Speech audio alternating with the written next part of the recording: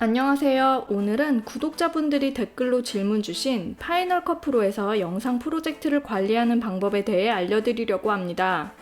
많은 분들이 파이널 컷 프로를 잘 사용하고 계시겠지만 아직 익숙하지 않으신 분께서는 라이브러리, 이벤트, 프로젝트 개념이 매우 생소할 것이고 또 어떻게 해야 영상 건별로 편집본과 용량 관리를 효율적으로 할 수 있을지 궁금하실 것입니다.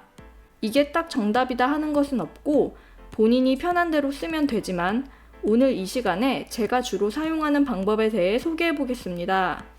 일단 라이브러리와 이벤트, 프로젝트 개념을 다시 한번 짚고 넘어갑시다. 라이브러리는 커다란 편집 마스터 파일이라고 생각하면 됩니다. 어떤 편집건에 관련된 모든 데이터란 데이터는 전부 이 라이브러리 컨테이너 안에 들어갑니다. 같은 개념은 아니지만 라이브러리는 프리미어 프로에서 프로젝트 파일과 유사한 면을 지녔다고 보면 조금 이해가 쉬울 수 있습니다. 이벤트는 라이브러리 안에 들어있는 서브 폴더입니다. 라이브러리를 만들면 라이브러리를 만든 날짜 이름으로 자동적으로 이벤트가 생성됩니다. 자동적으로 이벤트가 만들어진 것만 봐도 알 수 있듯이 모든 라이브러리는 반드시 하나 이상의 이벤트를 가집니다. 이 이벤트 안에 편집에 사용할 동영상, 사진, 음악 등등 각종 소스 파일을 가져올 수도 있고 새 프로젝트를 만들어서 보관할 수도 있습니다. 라이브러리라는 커다란 컨테이너 안에서 파일을 저장하고 관리하는 서브 컨테이너라고 생각하면 됩니다. 하나의 이벤트 안에 촬영본, 사진, 자막 배경 이미지, 배경음악, 편집 프로젝트 등등 여러 가지를 다 집어넣고 작업할 수도 있지만 소스가 많아지면 이벤트 안이 뒤죽박죽이 되어 정신이 사나워지기 때문에 저는 이벤트를 목적대로 생성해서 소스를 관리하는 편입니다. 이를테면 촬영본은 src라는 이벤트를 만들어서 촬영 소스만 집어넣고요.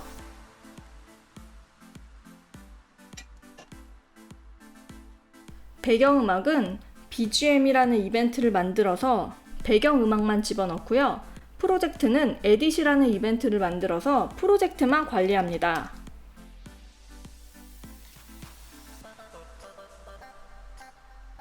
이렇게 이벤트를 여러 개 만들어서 관리를 하면 깔끔하게 정리하기도 쉽고 나중에 필요한 데이터나 프로젝트를 찾기도 편리합니다. 또한 내가 라이브러리를 새로 만든 후 이전에 사용했던 것과 동일한 자료들을 갖고 와서 편집하고 싶다면 이벤트를 클릭, 드래그 하는 것만으로도 손쉽게 데이터들을 이동시킬 수 있습니다. 특별히 파이널 컷 프로는 데이터 손실 방지를 위해 클릭 드래그를 하면 이벤트의 내용이 이동하는 것이 아니라 복사가 됩니다. 파이널 컷 프로가 여러분의 편집본을 소중히 보호하기 위해 소소하지만 반드시 필요한 안전장치를 설치해놨다고 할 수 있겠네요. 프로젝트는 다른 편집 프로그램에서는 흔히 시퀀스라고 부르는 것과 똑같습니다. 말하자면 편집본인 거죠. 저의 기초 강의를 보신 분들은 프로젝트를 도화지에 비유한 것을 기억할 것입니다. 빈 도화지에 각종 재료를 이용해서 그림을 그리듯이 우리는 이 빈 타임라인에 이벤트로 임포트한 클립들을 올려놓고 편집해서 하나의 영상 작품을 만들어냅니다. 파이널 컷 프로 10의 아주 강력한 장점은 바로 자동 저장입니다. 수정을 하면 바로바로 저장이 됩니다.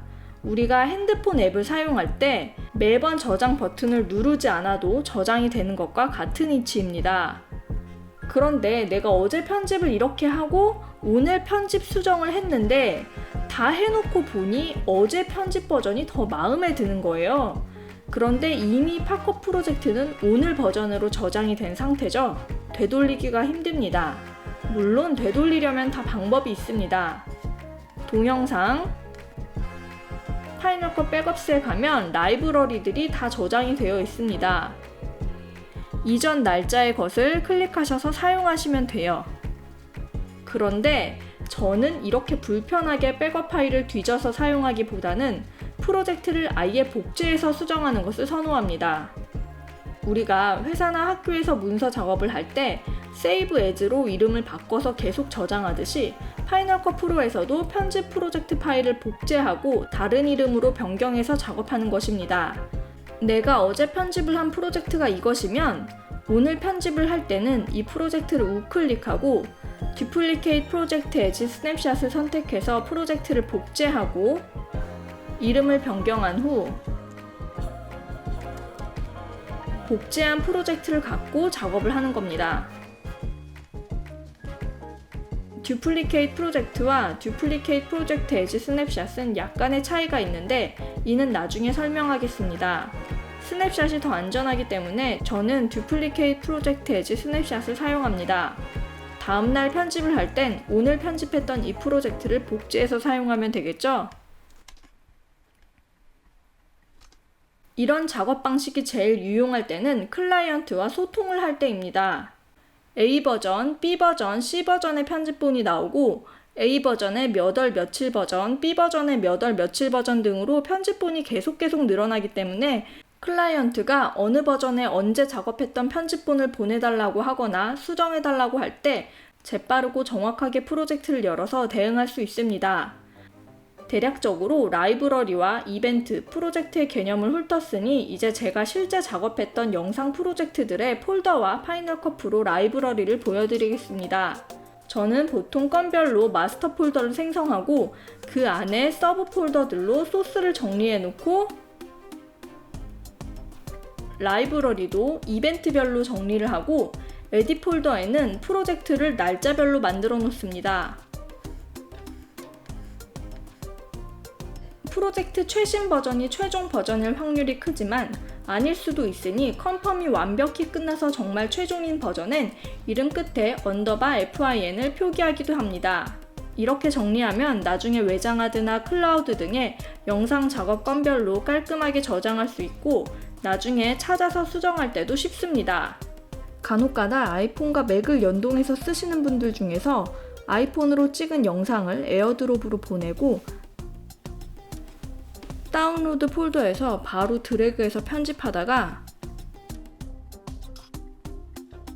나중에 용량 정리한다고 다운로드 폴더에 있는 영상을 지워버린 후 라이브러리 파일을 열었는데 영상이 없어졌다고 하시는 분들이 계십니다. 이렇게 여기저기서 산발적으로 흩어져 있는 촬영 소스들을 드래그해서 마구잡이로 작업하면 나중에 촬영 소스를 실수로 삭제해버렸을 때 빨갛게 미싱 파일이 생겨서 작업했던 편집본을 날려야 되는 경우가 생깁니다. 중요하지 않은 영상이라면 까짓것 다시 만들면 그만이지만 오랜 시간 작업했던 영상이라든가 다시 수정해서 제출해야 할 중요한 영상이라면 생각만 해도 너무 아찔합니다.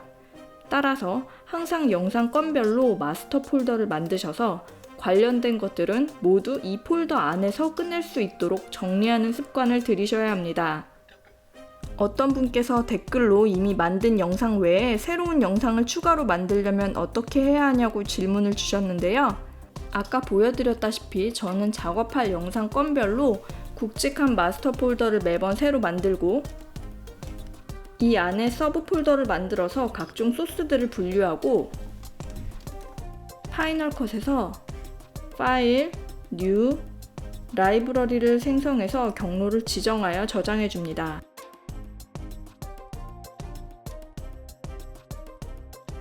새 라이브러리를 만들어준 후에는 이전에 작업했던 라이브러리는 클로즈 라이브러리로 닫아버립니다. 사이드바를 깔끔하게 사용하기 위함입니다.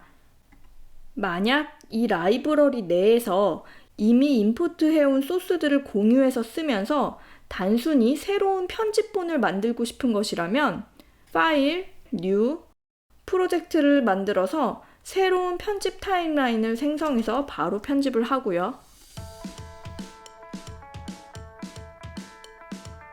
대략적으로 영상 프로젝트 관리하는 방법을 보여드렸으니 마지막으로 라이브러리 용량 관리하는 방법에 대해 알려드리겠습니다. 커맨드 I를 눌렀을 때 나오는 임포트 창에서 대부분 디폴트로 설정되어 있는 Leave Files in Place 옵션을 선택하면 소스 파일들은 내가 저장했던 폴더에 그대로 놔두고 파이널 컷 프로는 위치만 참조하는 레퍼런스 클립, 즉 껍데기 클립인 심링크를 만들어서 작업합니다. 어떤 차이가 있는지 라이브러리 내부를 열어서 보여드리겠습니다.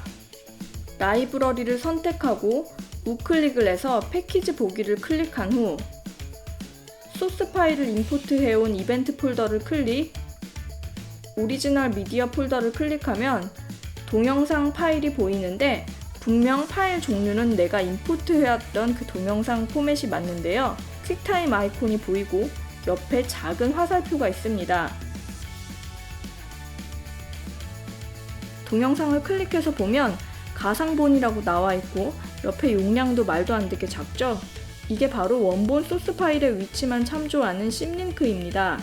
이렇게 심링크, 즉 가상 클립을 이용해서 작업을 하면 라이브러리의 총 용량은 가볍지만 아까 들었던 예시처럼 원본 소스 파일을 삭제하거나 위치를 이동했을 경우 링크가 깨져서 미싱 파일이 생기게 됩니다. 이런 문제를 예방하기 위해 아까서부터 강조했다시피 항상 편집 건별로 마스터 폴더를 만들고 폴더 안에 작업할 소스를 모두 미리 정리한 후 그 소스 파일을 Live Files in Place 옵션으로 임포트해서 사용해야 합니다. 임포트 옵션 중에 Copy to Library를 선택하면 가져오는 모든 소스들이 라이브러리 안에 독립적인 미디어 파일로 생성돼서 안전하게 저장됩니다. 때문에 원본 파일을 지우든 이동하든 미싱 파일이 생길 염려가 없지만 나중에 라이브러리 용량이 어마어마하게 커진다는 단점이 있습니다. 패키지 내용 보기로 열어보면 아까 Live Files in Place로 임포트한 클립과 확실히 아이콘부터가 다르죠? 아까는 작은 화살표가 붙은 퀵타임 아이콘이었는데 Copy to Library로 가져온 클립은 썸네일도 제대로 보이고 파일 용량도 원본과 똑같습니다. 임포트 옵션이 뭐가 됐든 간에 편집을 하다 보면 무조건 라이브러리 용량이 늘어납니다. 어느 날 문득 몇백 기가로 불어난 라이브러리를 보고 놀란 적 있지 않으신가요? 왜냐면 렌더링 파일 때문입니다. 렌더링은 영상이나 음향에 효과를 주었을 때 임시 프리뷰용이 아닌 완벽한 퀄리티의 새로운 파일을 아예 만들어주는 것입니다.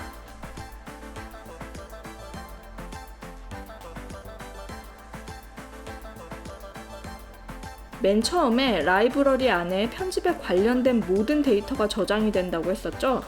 렌더링 파일 역시 마찬가지로 라이브러리 안에 저장이 됩니다. 게다가 렌더링을 한 번만 하는 것이 아닙니다. 어떤 효과를 주고 프리뷰로 본 후에 마음에 안 들면 수정을 하고 또 렌더링을 걸고 이렇게 렌더링 파일이 쌓이고 쌓이다 보면 라이브러리의 총 용량이 어마어마해집니다. 라이브러리를 클릭하고 우상단에 있는 인스펙터에서 라이브러리의 용량을 확인해 보면 이 정도입니다.